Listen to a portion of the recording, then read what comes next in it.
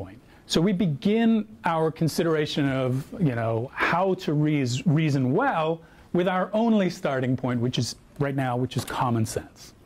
So we notice common sense affords us the ability to notice obvious errors in reasoning. So if someone contradicts himself in an obvious way, we know that that's a problem. So we have, via common sense, the ability to recognize obvious contradictions. So if there's a contradiction, it's a flag. We understand that. Similarly, if there's an emotional appeal, on reflection, common sense will tell us, okay, this emotional appeal is not a good reason. So if you're believing something because of its emotional resonance, that's not a good reason to believe it. So if your friend says to you, I'm sure that Sally is faithful to me. Why? We're asking for a justification, or he's asking for a justification. Well, it would break my heart if Sally were cheating on me. So there's no way she's cheating on me. Now, the fact that it would break your heart, the fact that you would be sad about the news, is not a reason to think the news won't come.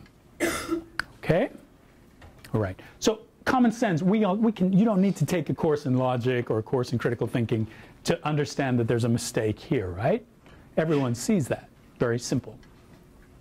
And we recognize that the speaker, in this case, our friend, is making a basic error insofar as he's going to, take his emotional state as the basis for determining whether or not Sally's cheating on him.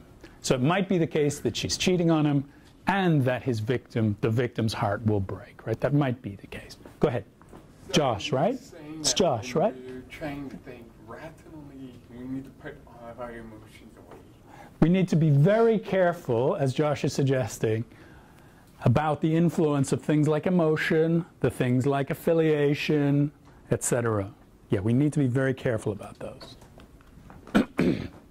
So here's another case where common sense alerts us to a problem.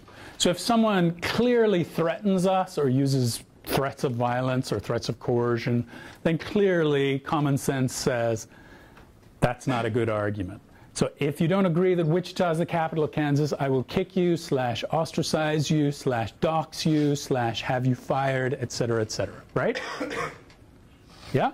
Now that might be reason for you to pretend you believe something, to assent to a belief, right? You might say, oh yeah, Wichita is the capital of Kansas. Yeah?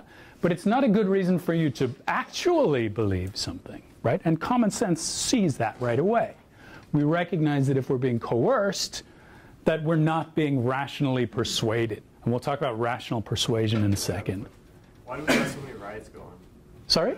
Why does the government let so many, just obvious riots for violence like Berkeley, where they just kind of trashed the entire campus and started beating people with bats and stuff? Yeah, I don't have an answer for that. Oh, really?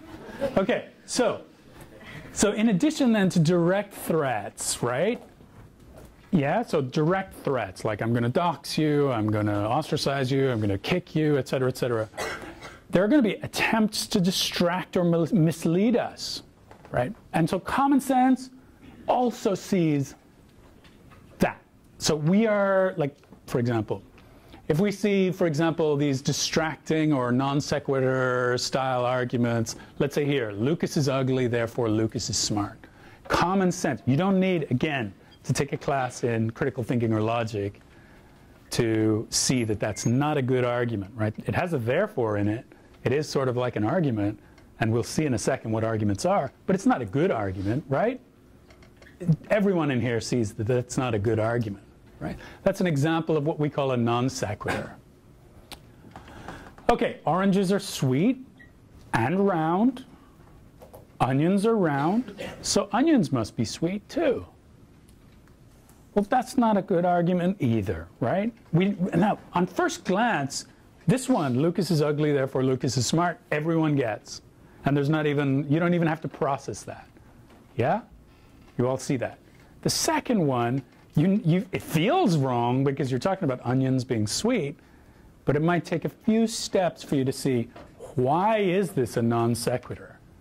Here, we've got logic terms like so and if, then, hidden in here. We've got a kind of it looks like a real argument, and there's some complexity there, but we all know that it's not a good argument, right? We just know.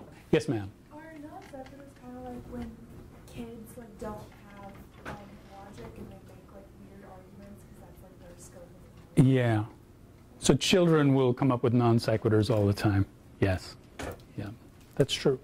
Right. Non sequitur just means it doesn't follow. It's a Latin term that's slipped into English. It just means it doesn't follow. So the conclusion that you pushed for, or the contention that you're arguing for, just doesn't follow from what you said before. Exactly.